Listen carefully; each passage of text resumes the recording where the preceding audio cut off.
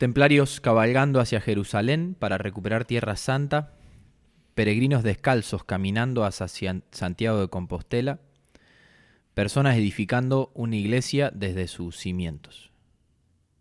¿Es lo mismo que atravesar la Puerta Santa, rezar por el Papa y comulgar?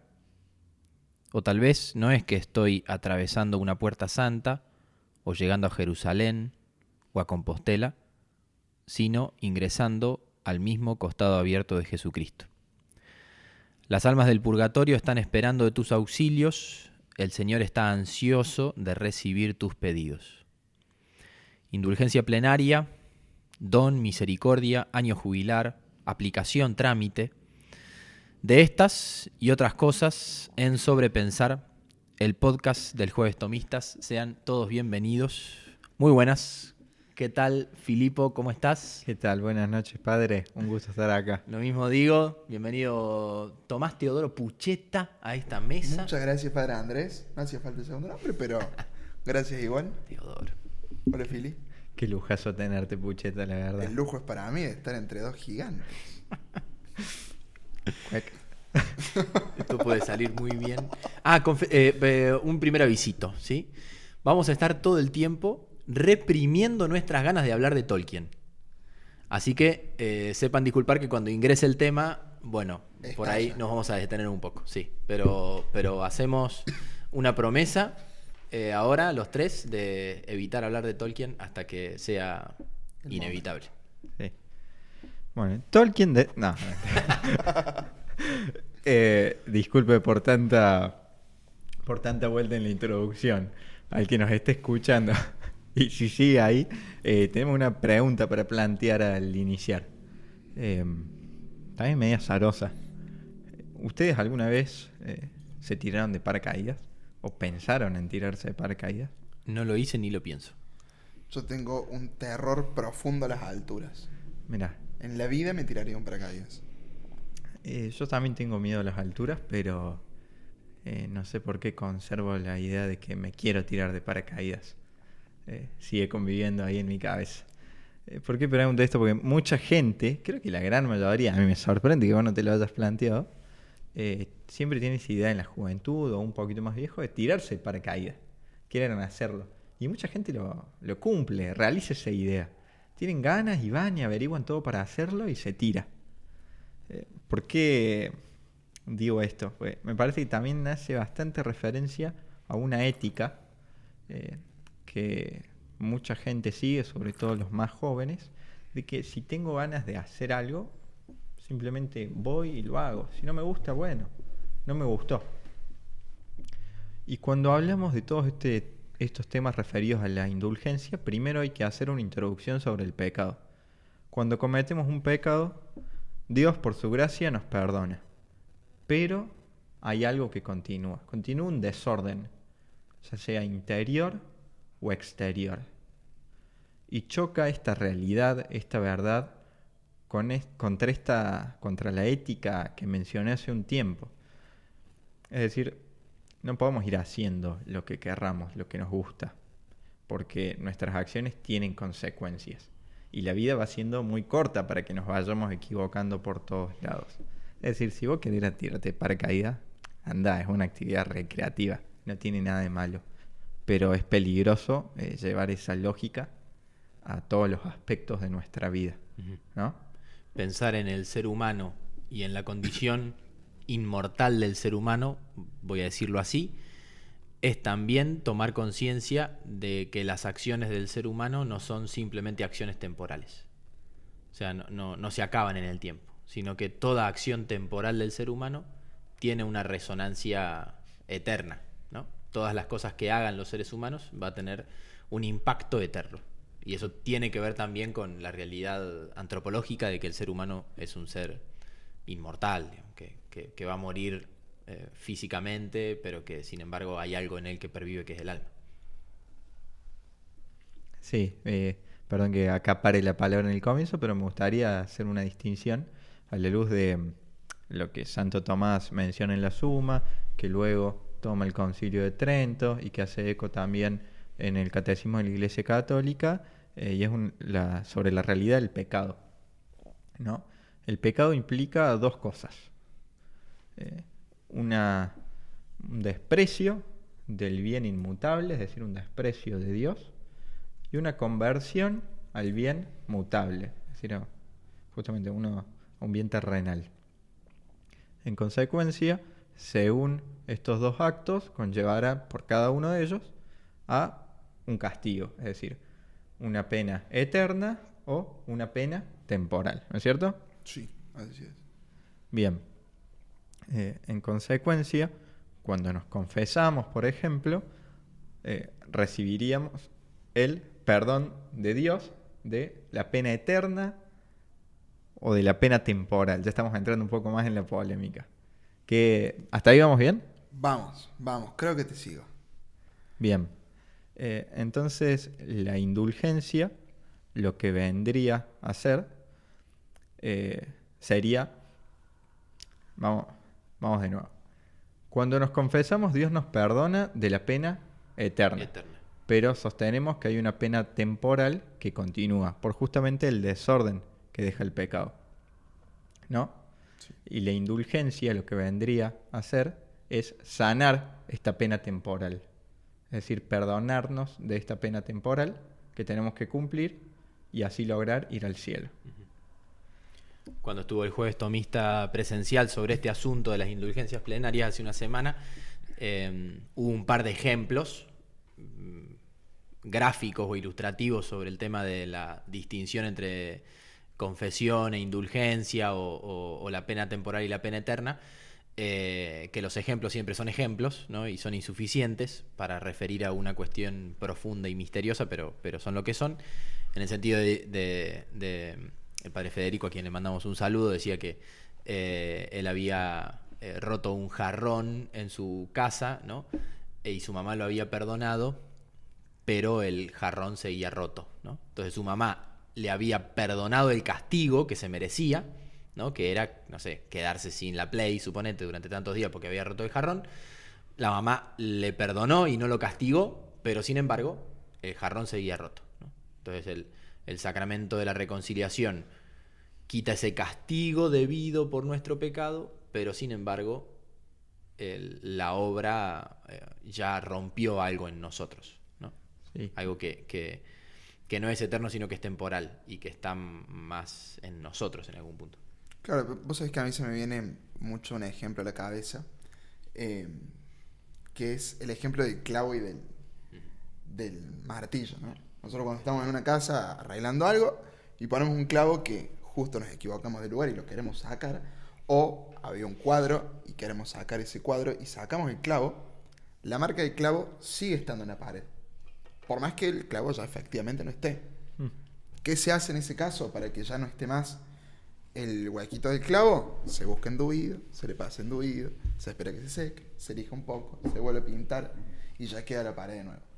Lejos está la indulgencia de ser un induido, claro, claramente. Es una pared nueva la indulgencia. Es una pared nueva directamente, porque lo vamos a explicitar un poco más adelante, pero la indulgencia tiene el sentido de unirnos más a Cristo, de unirnos más a su amor, ¿no? Porque eso es lo que está en el fondo, definitivamente, el amor de Dios.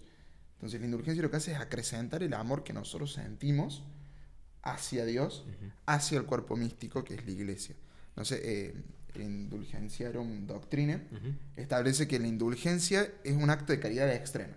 Es el máximo acto de caridad que nosotros podemos realizar. Hacia nosotros mismos, hacia los otros y hacia Dios mismo. Entonces creo que va muy, muy de la mano con esto que estábamos conversando. Pienso en esto de la definición que recién daba Phil sobre pecado, ¿no? Que Calasanz tiene una frase en una de las cartas, que son como un reservorio de mucha sabiduría espiritual, que refiere a que el problema, dice, ¿no?, de la vida religiosa, en fin, es que ha dejado de mirar a Dios para volverse a ver a las criaturas. Y es una especie de definición o casi que de verso poético de Calasanz sobre lo que es el pecado, ¿no? Dejar de mirar a Dios para mirar a la criatura. Entonces, muchas veces miramos el pecado como la ausencia, es decir, bueno, hice esto malo, pero en realidad hay mayor mal en haber dejado de hacer eso, que es mirar a Dios, ¿no? Y la indulgencia es el primado del amor, el primado de la misericordia, el primado de la mirada sobre Dios. Y este también es el sentido del año santo que el Papa Francisco ha convocado, que en paz descanse, de ayudarnos a abandonar el pecado, pero no como una cosa que tenemos que quitarnos de nosotros para ser más perfectos, sino abandonar el pecado para ir hacia Dios, ¿no? O sea, el pecado me duele porque me hace mal, el pecado me duele porque estoy rompiendo una norma, el pecado me duele porque me doy cuenta que no soy perfecto, o el pecado me duele porque me aleja de Dios, ¿no?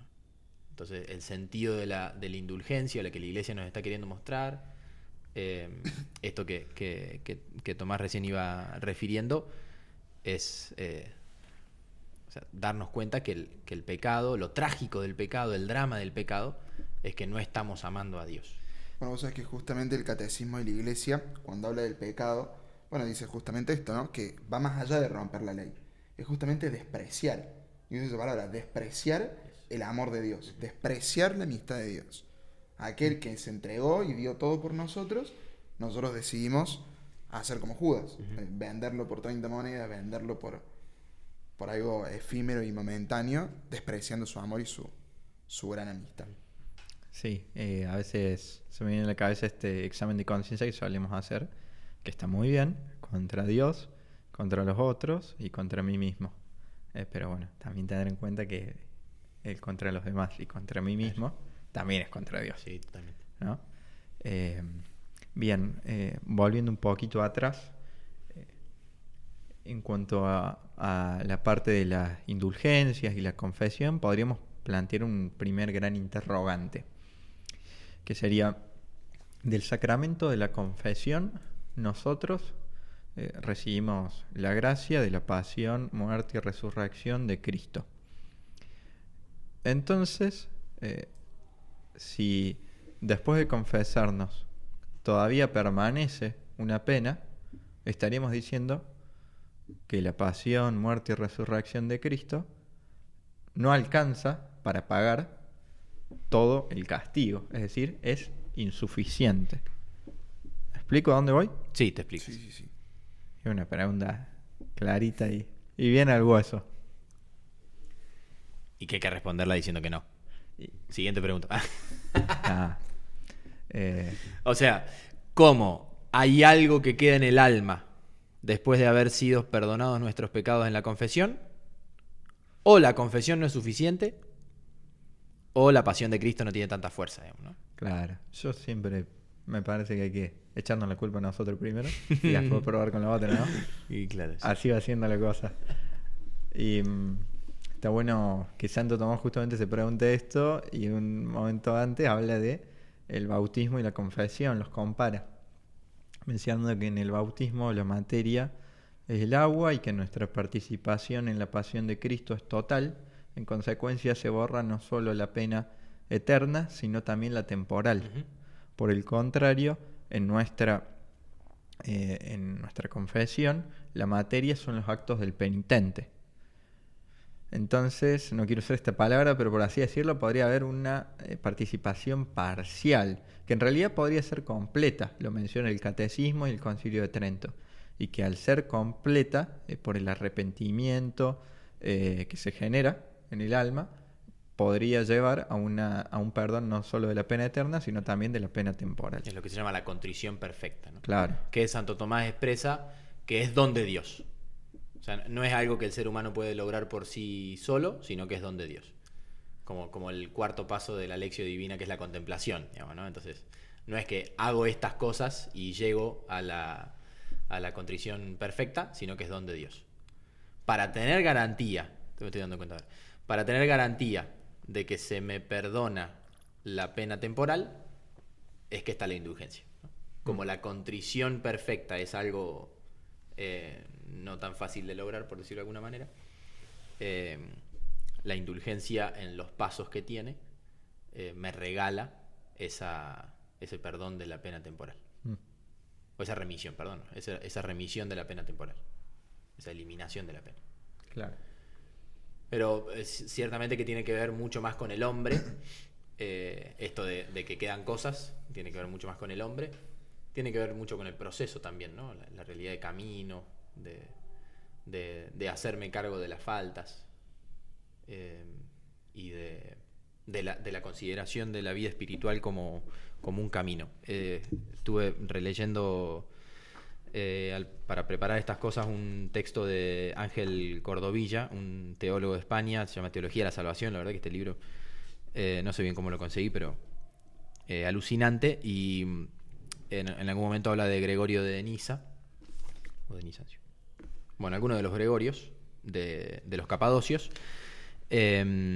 Y dice, formula su primera afirmación para comprender la vida cristiana en su camino hacia la divinización. Si no progresamos, retrocedemos. No hay término medio. A menudo al ser humano le interesa vivir en la indiferencia y en una zona neutral, sin caminar ni hacia adelante ni hacia atrás. Pero en lo referente a la vida espiritual, es imposible no moverse. Es imposible quedarse en el mismo sitio. O estamos avanzando o estamos retrocediendo. Es decir, estamos creciendo en virtud y nos estamos acercando a Dios, o nos estamos alejando de Él. Estamos creciendo en gracia y capitalizando la gracia, o estamos dejando que la inercia, el pecado, la indiferencia, la mediocridad nos alejen de Dios, ¿no? No hay término medio, no hay pausa, no hay posibilidad de quedarse quieto. Estar quieto es retroceder, digamos. Entonces, la consideración de la vida espiritual como camino y de la confesión, la indulgencia plenaria, la gracia de Dios como algo que va alentando ese camino hacia avanzar, ¿no? Y es tan fácil ganar indulgencias plenarias. Y a la vez tan difícil ganar la indulgencia plenaria. Ajá. Que está ahí para que avancemos, digamos, ¿no? O al menos para que intentemos avanzar. Sí. ¿En qué sentido es fácil, en qué sentido es difícil? Ya que abrimos el tema. Lo íbamos a tratar un poquito más al final, pero bueno, ya apareció. Sí, totalmente. Vos sabés que uno de los pasos, digamos, como para conseguir una indulgencia, el último, dice que para poder conseguir la indulgencia, además de haber realizado los 4 pasos anteriores, no hay que tener ningún afecto al pecado. Ni siquiera el pecado venial. ¿Sabes que es durísimo? En el jueves Tomista, el padre Federico contaba una anécdota de Calasanz, que visitando la Porciúncula en Italia, en Asís, se le presenta a San Francisco de Asís y San Francisco le dice, mira, de todas las personas que entraron hoy a la iglesia, solamente 2 personas consiguieron la indulgencia. Una viejita y vos. Nadie más. Creo que en este sentido es difícil, creo que también responde un poco a nuestra naturaleza caída, a nuestra naturaleza rota, que a veces amar perfectamente a Dios no se nos termina haciendo tan fácil a nosotros en lo cotidiano. Y en otra frase de Calasanz también, no podemos dar 2 pasos sin caer si no estamos tomados de la mano de Dios. Entonces, es fácil si efectivamente hubo un camino. Si efectivamente estoy tomado de la mano de Dios y voy caminando con el Señor. Pero sin duda es que no es soplar y hacer botella. O sea, es fácil en tanto en cuanto las condiciones están muy claras. Sí, clarísimo. Y en ese sentido es como un trámite, digamos. Ahora bien, lograr el cumplimiento de esas condiciones es lo que hace que sea arduo, complejo o incluso misterioso. ¿Querés leer, Pucho, los 4? Sí, más vale. ¿Los 4? Los 4, los leo los 4. Primero, realizar la obra que haya sido enriquecida con la indulgencia. Una peregrinación, entrar a la Puerta Santa, haber escuchado al Papa en la bendición Urbi et Orbi. El rezo del rosario en comunidad, sí. ¿No? Adoración al Santísimo al menos media hora, o sea, son varias. Sí, son varias. Esa está cumplible. Estamos bien. Sí. Accesible. Sí, es fácil. Después, confesarse sacramentalmente. Al menos en 20 días, antes o después. ¿20 días antes, 20 días después o 10 y 10? No, 20. ¿20? ¿20 antes, 20 después? 20 antes, 20 después. Mirá, yo pensé que era 10. Del momento que se realizó la obra. Zonas grises esas. Sí, hay algo que hay algunas cositas a matizar, pero son 20. Bien. Si nos ponemos legalistas, 20. La 2 está... Vamos. Sí, vamos bien. Comulgar sacramentalmente, ese es en el día. O sea, en el momento que uno quiere decir, bueno, gano la indulgencia. Para aplicar la indulgencia. Para aplicarla, tengo que comulgar en ese día. Después, 4º paso, rezar por las intenciones del Santo Padre, expresamente. Y el 5º, como habíamos dicho hace un ratito, no tener ningún afecto al pecado. Ni siquiera el pecado venial. Posible. Tener una aversión total al pecado. Bueno, hay uno de los días de Forjado del programa de Jason Evert y Matt Fradd para conquistar la castidad, que es de la primera parte, me parece, ¿no? Que es renuncia a todo afecto al pecado, creo que va por ahí, ¿no? Y lo que plantean ellos en ese día del programa es que ante todo es un elemento volitivo. Es decir, yo tengo que querer rechazar el pecado. Si espero que naturalmente surja de mí el abandonar el pecado, no me conozco, digamos. O sea, o pretendo ser un ángel, o pretendo ya ser alguien que está en el cielo, ¿no? Lo que tengo que hacer es, decididamente, en mi voluntad, decir, abandono, rechazo todo pecado. Tiene esta frase del Evangelio, no me acuerdo cuál era la condición que estaba curando Jesús, que Cristo le pregunta, ¿querés que te cure? El paralítico. El paralítico. En la fuente Sí. del Siloé. Bueno, fuerte la pregunta. Claro. Aún más, creo. ¿Quieres ser curado? Le dice. Y el paralítico le dice, no tengo quien me acerque a la fuente, ¿no? Porque cuando la fuente entraba en ebullición había que ponerlo y demás. Y ahí Jesús dice, bueno, levántate, toma tu camilla y vete, ¿no? No le dice, ¿querés que te cure? Sino querés ser curado. Bueno, hay un elemento de adhesión, al menos volitivo, ¿no? Digo, no hay que pensar tanto, tal vez, esta aversión al pecado como una cuestión que naturalmente se desprenda de mí, sino como una decisión volitiva, meditada, reflexionada y ofrendada a Dios. Es decir, bueno, quiero abandonar el pecado, ¿no? Y en ese sentido es que no haya ni rastros, no sé cómo qué expresión estábamos hablando, de afecto al pecado. Bien, podríamos pasar a una segunda parte también muy importante al hablar de indulgencias, que es necesariamente nombrar a la iglesia, y a lo que comúnmente se llama tesoro de la iglesia. ¿Qué nos podemos decir ahí? Muchas cosas. Primero, recordar algo que suele ser muy común, pero no viene mal recordarlo, que la iglesia no es solamente lo que está acá en la tierra, no es lo que se le llama iglesia militante o peregrinante, ¿no? Hay 3 estados de la iglesia. La iglesia celestial, los santos, los ángeles que están adorando al Señor. La iglesia purgante, que está en el purgatorio, lavando sus penas. Se me viene ahí la imagen del Apocalipsis, donde dice que estaban los justos lavando sus ropas en las sangres del Cordero. Y por último, la iglesia militante o peregrinante, que somos nosotros que estamos en el transitar hoy por hoy en la tierra, ¿no? El catecismo también habla de que hay una íntima unión entre estas 3 iglesias, ¿no? Hay una comunión de bienes, hay una comunión en la caridad profunda. Nosotros participamos de los bienes de los santos, participamos de los bienes de las almas del purgatorio, y así también las almas del purgatorio participan de nuestros bienes también. Sí, es muy lindo hablar de ahí, de una triple comunión, ya sea una comunión de conocimiento, una comunión de amor y una tercera comunión, justamente, de estos bienes. Así es. Y creo que responde también a un principio creacional. Cuando preparábamos el Jueves Tomista, con el padre Federico nos dábamos cuenta y lo veíamos muy palpable, un problema que filosófico profundamente, que es el problema de la unidad y la multiplicidad. Cómo articular lo uno y lo múltiple. Cómo pueden ser las dos cosas, ¿no? Y para eso recurríamos a José Ramón Pérez, filósofo de aquí de Córdoba. En su libro Amor y Verdad tiene una pequeña frase que habla de la creación y dice: Dios ha creado la realidad porque se le antojó. Ahí matiza que antojo no quiere decir capricho, sino que quiere decir justamente amor, gratuidad pura. Crea porque ama. Plugo Dios, dice Dave Verboom. Quiso Dios, ¿no? Pero quiso con un querer afectivo, ¿no? No una decisión racional fría, quiero esto y no aquello, sino un querer lleno de deseo, de afecto, de sentido. Bueno, va Totalmente. Y es eso lo que sostiene, por ejemplo, la comunión de los santos. Lo que sostiene que entre estas 3 iglesias haya una íntima unión de amor. Sí. Quiero decir una cosa más. La expresión me place, ¿no? ¿Por qué hiciste esto? Porque bueno, en fin, no sé cómo se declina. Pero, pero la cuestión de que a veces una expresión medio chabacana, ¿no? O sea, me place hacer esto, o sea, se me canta, decimos medio en criollo, pero el me place tiene que ver con el placer, con el complacerse. Entonces es un querer lleno de deseo. Y casi que siempre que Dios quiere, lo quiere como lleno de deseo, lleno de sentido.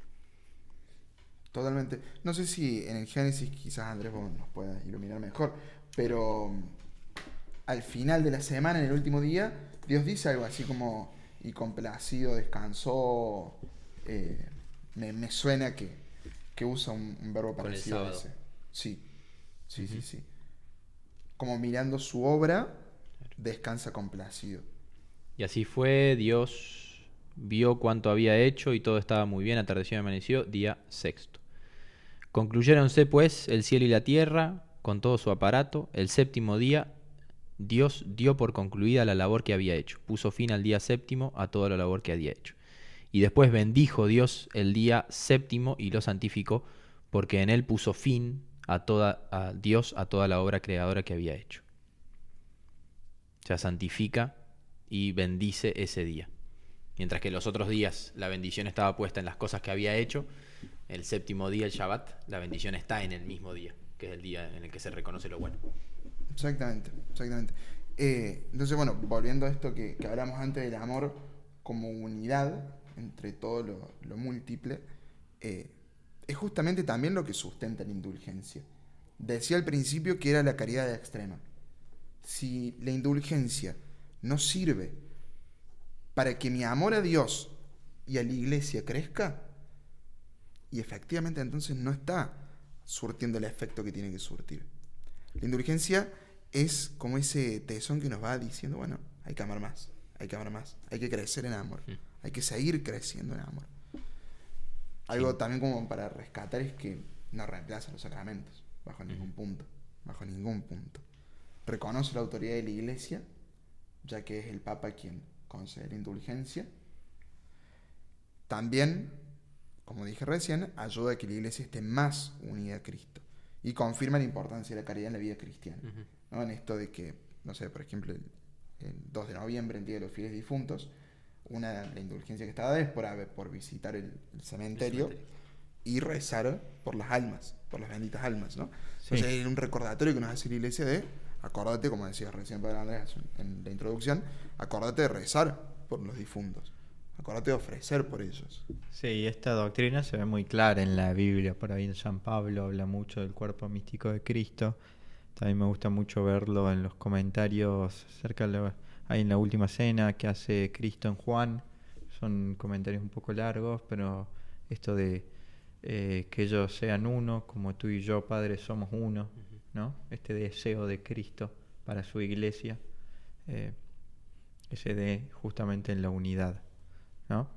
Y está vinculada a la indulgencia a los sacramentos, casi que materialmente se ve la vinculación en que para ganar una indulgencia al menos tiene que pasar por 2 sacramentos, ¿no? Totalmente. Entonces la fuente de la indulgencia está a partir de los sacramentos. Sí. Y retrucaría la pregunta de hace un rato de si la pasión de Cristo es insuficiente, diciendo que justamente las indulgencias son fruto de la pasión de Cristo.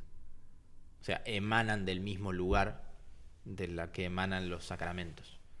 O sea, la misma fuente de la gracia de la confesión es la misma fuente de la gracia de la indulgencia, ¿no? Entonces, no reside en la insuficiencia de la pasión, sino en modulaciones o parte del proceso, con más gracias a disposición. Sí. Totalmente. Conociendo a Dios que a nosotros nos cuesta, nos sigue tirando más y dando más medios. Sí, también es un poco consoladora la obra de los santos, ¿no? Que hicieron tantas obras de satisfacción en vistas a aumentar los ya infinitos bienes de la iglesia. Tenías un caso de Faustino Míguez, ¿no? Así es, Filipo. Hice mi tarea, muy bien hice mi tarea. Sí. Revisé las cartas de San Faustino una por una Para terminar encontrándolo. para terminar encontrándolo en la primera. En ChatGPT. No, literal, lo solucioné así.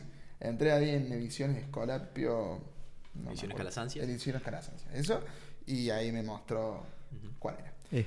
paga esa No, propaganda? gratis. O... Viene así, 4.0. de lleno. Es una carta que en realidad no es una carta, pero sí es un escrito que se guarda de Faustino de sus primeros años como sacerdote y como escolapio. La escribe en Getafe el 8 de febrero de 1866. Es una consagración y un voto que hace a las ánimas del purgatorio, ¿no? Bueno, al principio empieza nombrando que es para honrar más a Dios, que es uno y es trino, para imitar a Cristo Redentor y para mostrar también la cordial esclavitud a la Virgen María. Dice que ofrenda todos sus méritos en vida para redimir a aquella alma o almas que quiero que hiciese la mismísima Virgen Madre, renunciando yo o haciendo donación de mis obras satisfactorias, propias o participadas, tanto en mi vida como en muerte y después de mi muerte. Por tanto, hago y confirmo este voto sin obligación a pecado. Y en caso de no tener yo bastante obras satisfactorias para pagar las deudas de aquella alma o almas escogidas por la mismísima Madre de Misericordia y para satisfacer las mías por mis pecados, me obligo y quiero pagar en la cárcel del purgatorio con penas todo lo que me faltare.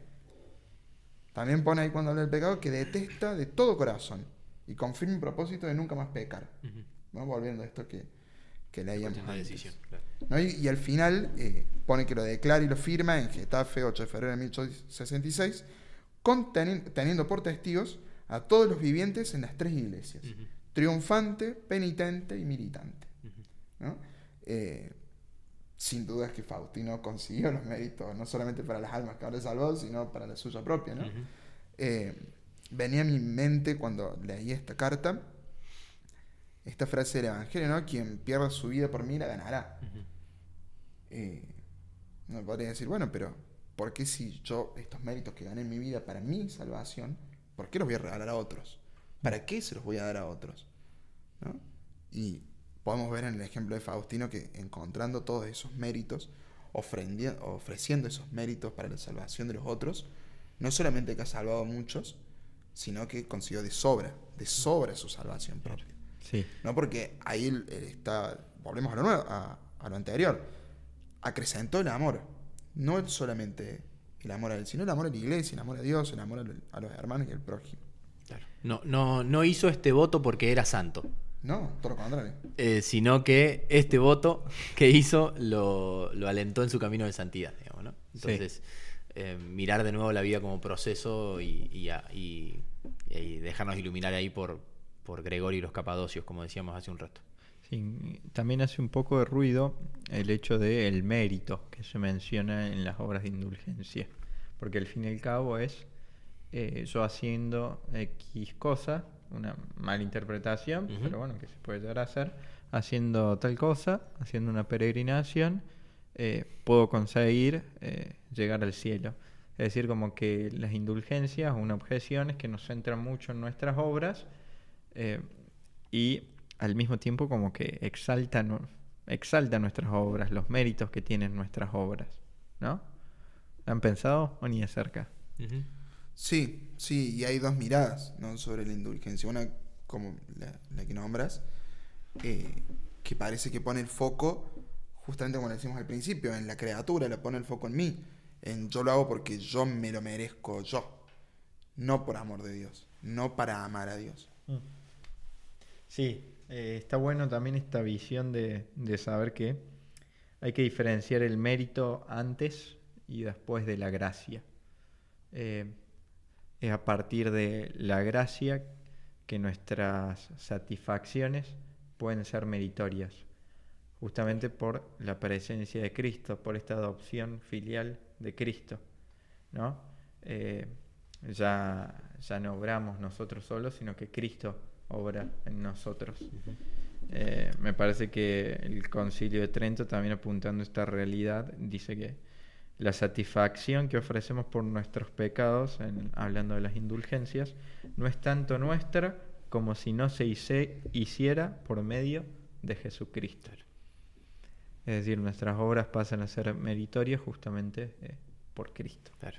No hay que tenerle temor a decir que somos capaces de alcanzar la salvación siempre teniendo en cuenta que no es tanto algo que alcanzamos, sino algo que nos es dado, digamos, ¿no? Sí. En tanto en cuanto ya nos fue dado en Jesucristo, es que nosotros podemos alcanzarlo. Entonces, decir, no, yo puedo hacer mérito para salvarme, implica que ya he sido salvado, digamos, que los méritos están en la cruz de Cristo.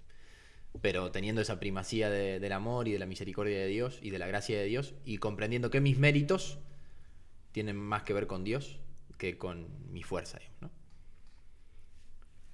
Bueno, hagamos la gran entrada triunfal.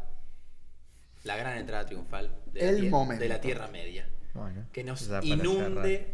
inunde Tolkien en este momento. Y quiero hablar sobre todo de un rey que regresa y que para cumplir su misión tiene que traer a la lealtad a un ejército de traicioneros. ¿Alguien quiere dar un poquito más de contexto? ¿De qué libro estamos hablando? ¿Quiénes son los nombres Libro propios de del los Retorno personajes? del Rey. Ajá.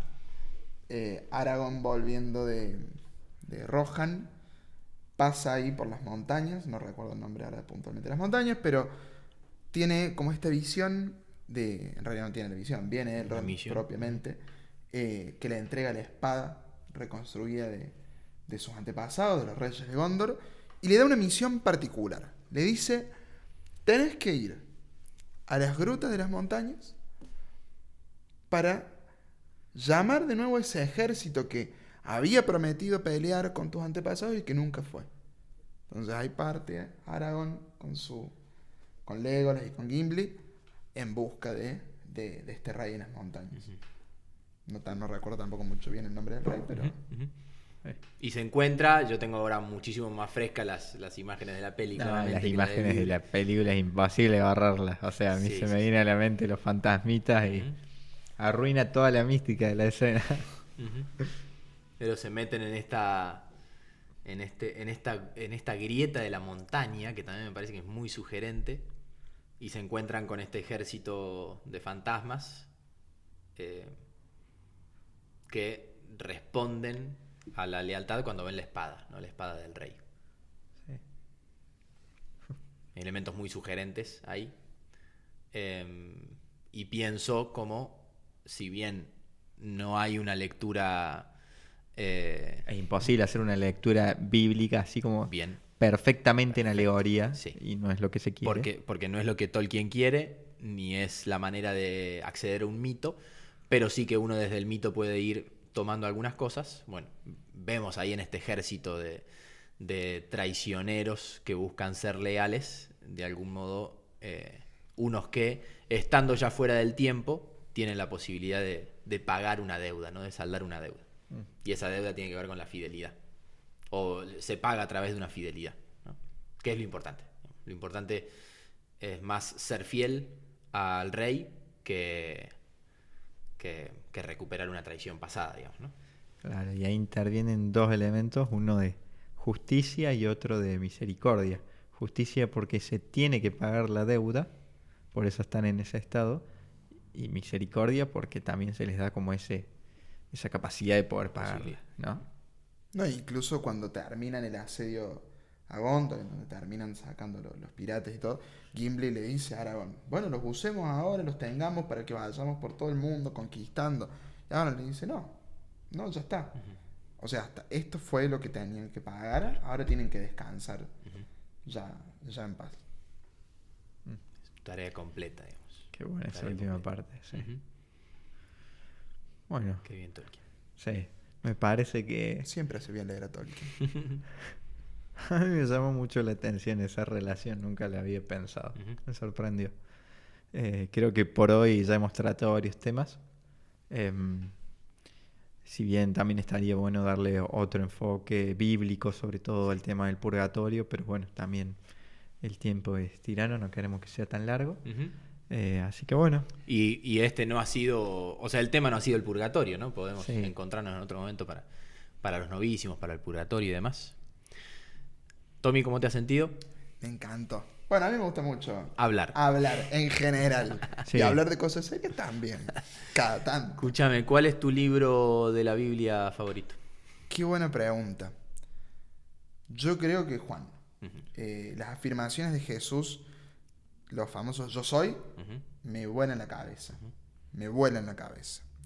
La autoridad con la que Jesús habla en el Evangelio de Juan y la profundidad que se puede encontrar en los términos que utiliza Juan para definir a Jesús, me parece fantástico y brillante. Ujú.